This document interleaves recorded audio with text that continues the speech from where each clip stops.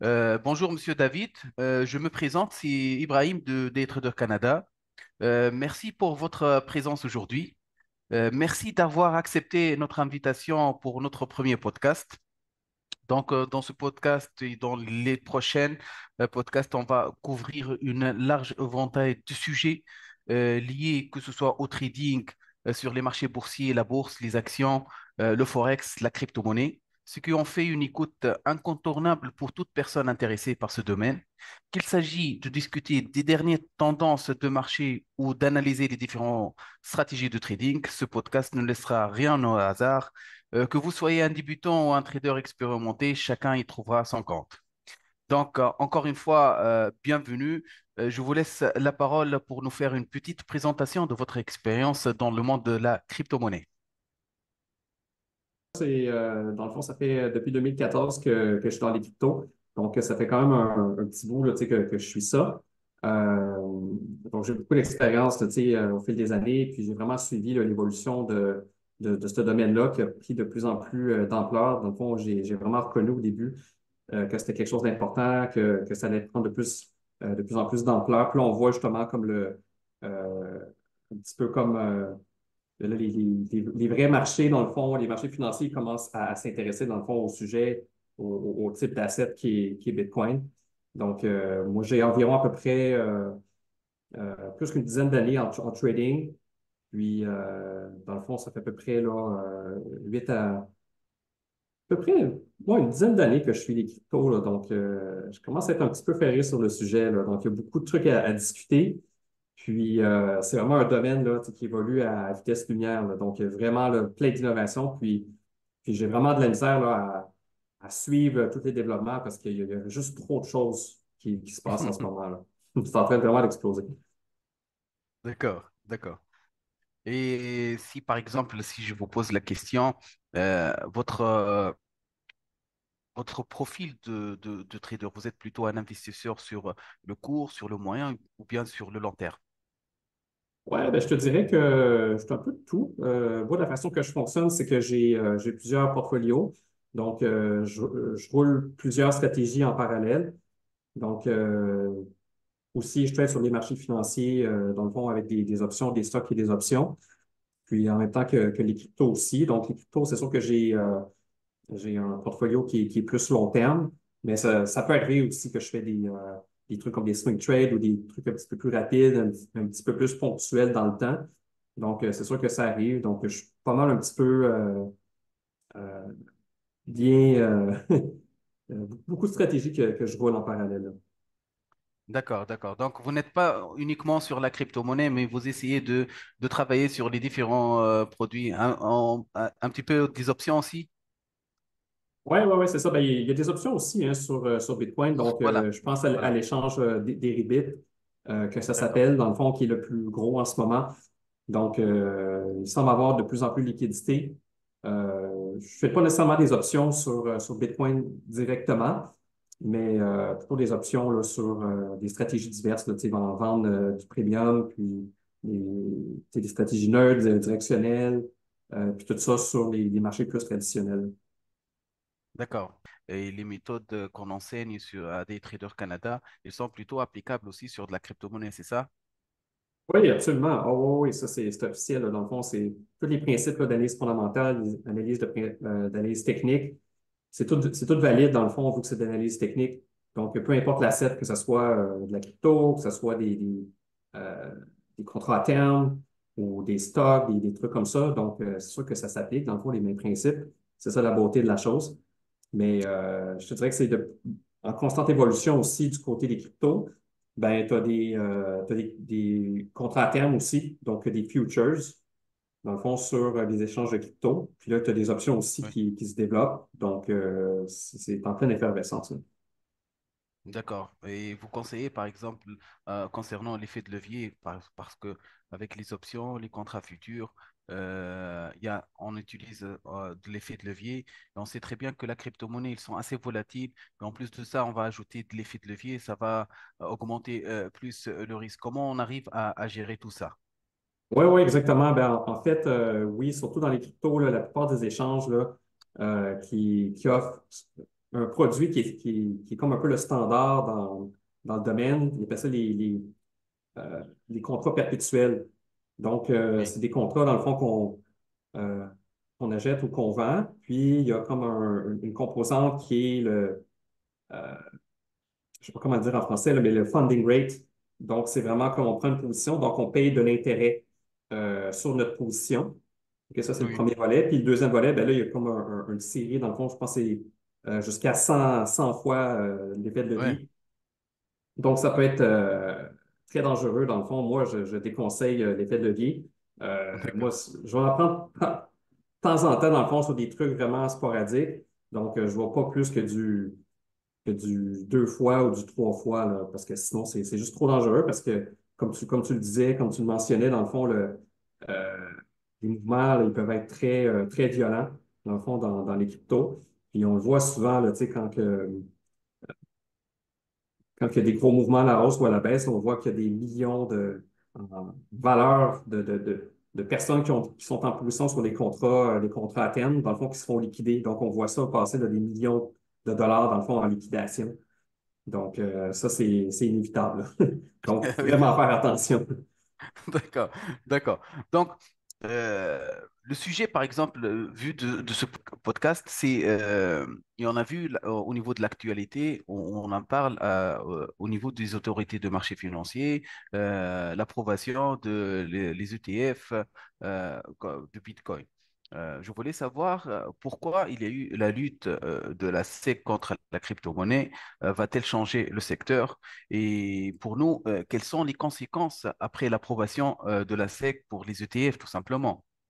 Qu'est-ce que ça va changer pour tous ceux qui ont de l'intérêt pour la crypto-monnaie et tous ceux qui veulent faire de day trading sur la crypto-monnaie, par exemple, avec ça?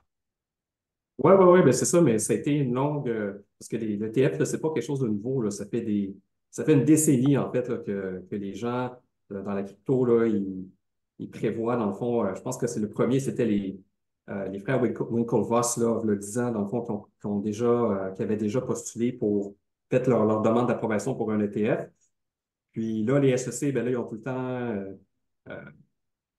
tout le temps, dans le fond, pris leur temps, tu sais, pour l'approbation. Puis il y a eu un gros débat, dans le fond, avec eux. Puis là, ça a été, dans le fond, avec Grayscale, qui était le plus gros fonds, qui était un fonds, dans le fond, qu'on pouvait transiger déjà sur la bourse, mais c'était pas un ETF officiel qui a été approuvé par les SEC. Donc, il y a eu vraiment comme des débats en cours, tout ça. Puis là, au final, parce que le processus d'approbation, c'est qu'il repoussait tout le temps la date. Puis là, il disait, bon, OK, bon, ça ne fonctionne pas. Là, il y a tel élément, donc il repoussait la date. Puis là, on était rendu dans le processus que c'était plus possible de repousser la date.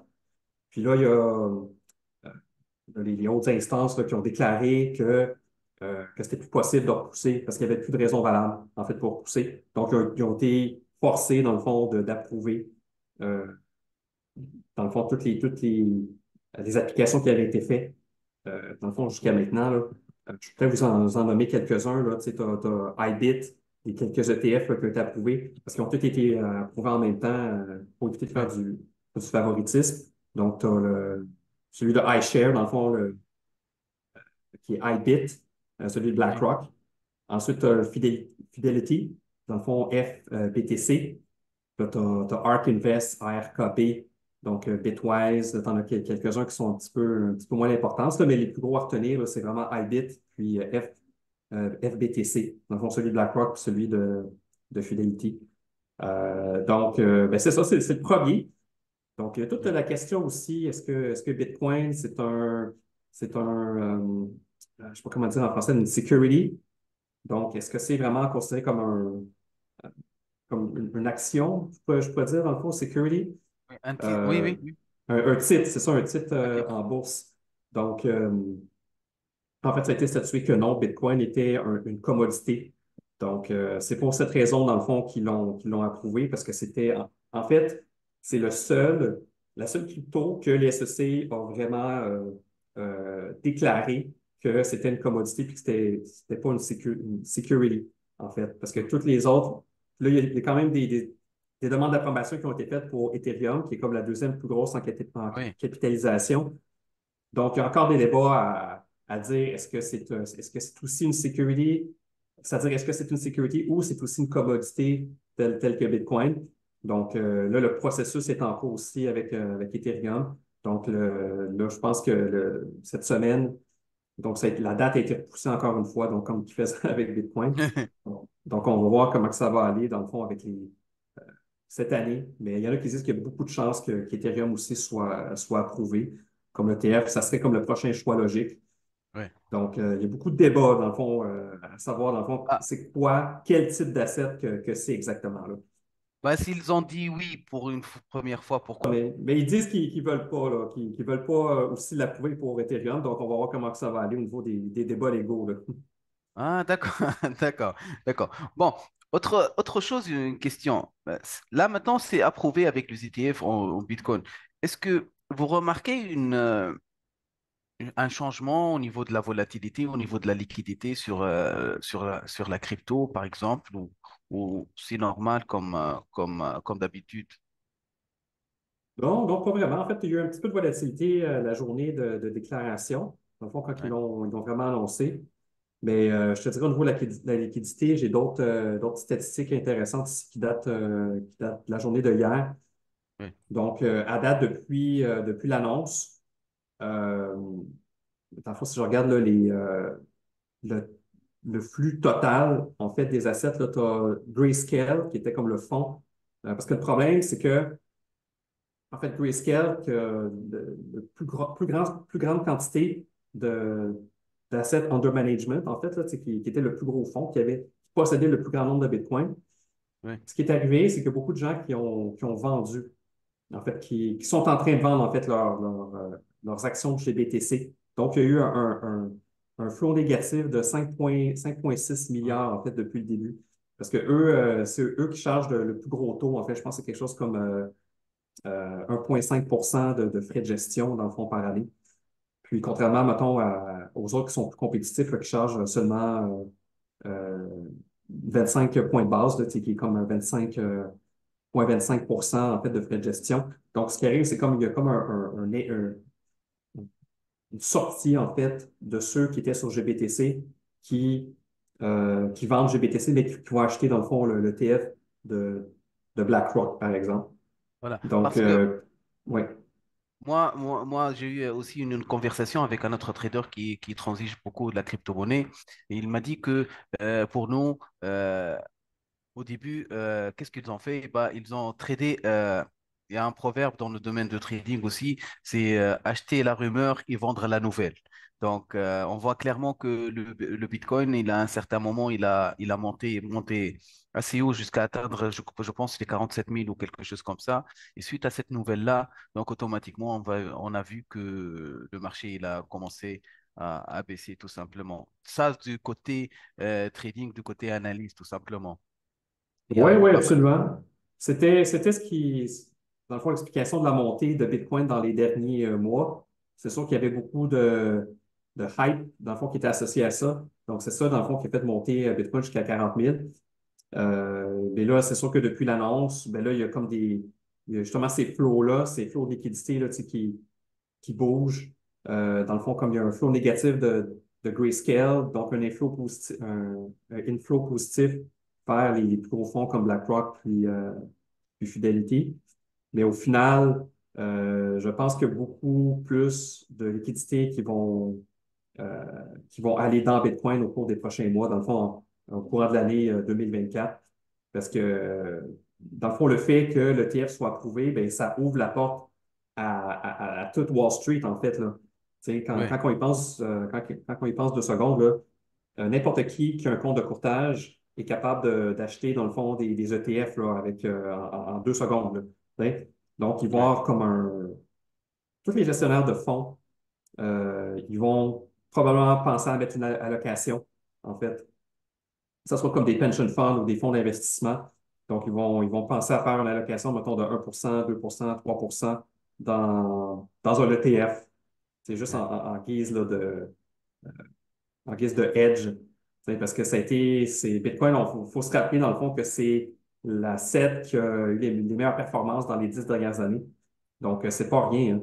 Donc ça, puis aussi un autre truc intéressant à retenir, c'est qu'il y a un événement qui s'appelle le halvening. Dans le fond, c'est, ça en termes techniques, c'est aux 4 ans. Donc Oui, le taux d'émission de Bitcoin est coupé de moitié. OK, ça, c'est d'accord. le prochain, ça va être au mois d'avril. Donc, c'est un événement qui se passe aux 4 ans. Donc, l'émission de nouveaux Bitcoin va être coupée de moitié. Donc, ça fait en sorte qu'il va y avoir beaucoup moins de Bitcoin sur les marchés, sur les échanges. Donc, ça va augmenter la rareté encore de D'accord. 2 fois, en fait. Donc, ça, il ne faut pas oublier parce que Bitcoin a une quantité, dans le fond, qui est maximale, qui est 21 millions. Donc, il ne Oui, pourra jamais en avoir plus que 21 millions. Donc, fait que moi, ce que je crois, c'est qu'avec cette augmentation des flux-là, donc on ouvre la porte à Wall Street, on ouvre la porte au marché financier, au fond, puis on diminue dans le fond, le supply. Donc, oui. c'est vraiment comme l'offre et la demande, en fait, là. Donc, tu vois, on augmente l'offre, puis on diminue la demande. Donc, nécessairement, ça va faire augmenter le prix selon moi. D'accord, d'accord. D'après vos anticipations, il va chercher des niveaux historiques ou Ah oui, oui, c'est sûr. Moi, il n'y a aucun doute dans mon esprit. Dans le fond, un chiffre, un chiffre. Ah oui, moi, je pense qu'il va tester au moins son sommet de tous les temps cette année. Ça je crois fortement que ça va être le cas. On ne sait jamais dans les marchés financiers. Ouais. Donc, mais je pense que ça va être une bonne année parce que historiquement, si on regarde justement, dans le fond, le prix de Bitcoin depuis son début. Donc, c'est vraiment, ça va par cycle de 4 ans. Puis, historiquement, après l'événement du halvening, ben là, Oui, il y a un bull market qui s'effectue. Il y en a qui disent qu'on est dans un bull market depuis déjà plusieurs mois, dans le fond, 3, 4 mois. oui. Donc, il y a une augmentation, dans le fond, là, augmentation parabolique, dans le fond, qui suit cet événement-là aux 4 ans. Donc, si on se fie aux données historiques, ça devrait être le cas aussi cette fois-ci, là. Voilà. J'espère bien. Donc, merci beaucoup, Monsieur David, pour cette intervention. Merci pour votre explication, votre expertise.